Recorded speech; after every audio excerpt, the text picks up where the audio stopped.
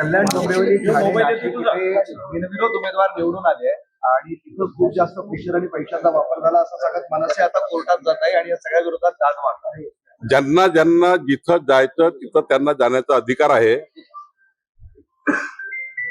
असं कुठलं लिहिलं नाहीये की बिनविरोध होऊ नये. बिनविरोध व्हावं याकरता त्या ठिकाणी निवडणूक आयोगाने तशी संधी दिली आहे आणि त्यामुळे चांगली पायंडा आहे बिनविरोध होण्याचा. एखाद्या ठिकाणी निवडणूक होत नसेल आणि बिनविरोध होत असेल तर त्या ठिकाणी हा चांगला पायंडा लोकशाहीमध्ये आहे आणि चांगल्या पायंड्याने हे लोक निवडून आलेले आहेत, बिनविरोध आलेले आहेत.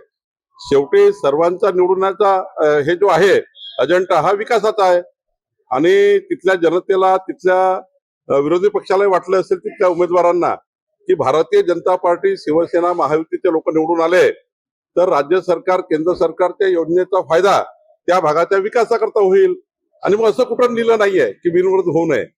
कोर्टात जाऊ दे किंवा त्यांना त्यांचा न्याय मागू दे, पण बिनविरोध होणे हे लोकशाहीमध्ये चांगलं आहे. की त्याला जोडून राज ठाकरे असं म्हणतात की पश्चिम बंगालमध्ये जर बिनविरोध निवडून आले तर त्याला भाजपाचा विरोध असतो आणि महाराष्ट्रात निवडून आले तर ते चांगलं. आम्ही कुठेही विरोध केला नाहीये, कुठेही विरोध केला नाहीये. बिनविरोध लोक निवडून आले तर ही लोकशाहीमध्ये चांगलं आहे.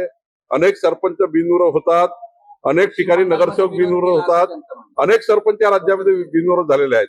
अनेक ठिकाणी मोठ्या मोठ्या ग्रामपंचायतीमध्ये बघा तुम्ही, त्या ठिकाणी 3-3, 4-4 वेळा बिनविरोध होतात. बिनविरोध झाला म्हणजे काय झालं? त्यात काही नियमाच्या बाहेर आहे का, की आयोगाच्या नियमाच्या बाहेर आहे, की आयोग त्याला मान्यता नाही आहे? बिनविरोध उलट चांगला आहे लोकशाहीमध्ये. बरं, ठाकरे आणि सभा हे एक नातं होतं, मात्र यंदा हे दोन्ही ठाकरे बंधू शाखा भेटीवर भर देताना पाहायला मिळालं, सभा होताना दिसत नाही.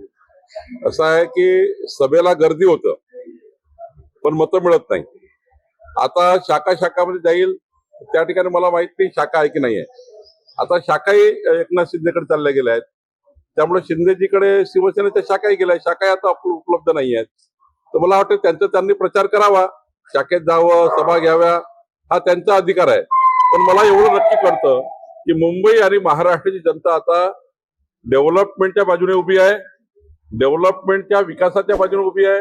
विकसित महाराष्ट्राचा संकल्पाच्या बाजूने जनता उभी आहे. मुंबईला विकसित करण्याकरता जनता मतं देईल आणि डेव्हलपमेंट म्हणजे देवेंद्र फडणवीस जी आहे हे जनतेला माहिती आहे. त्यामुळं महायुतीलाच मतदान होईल.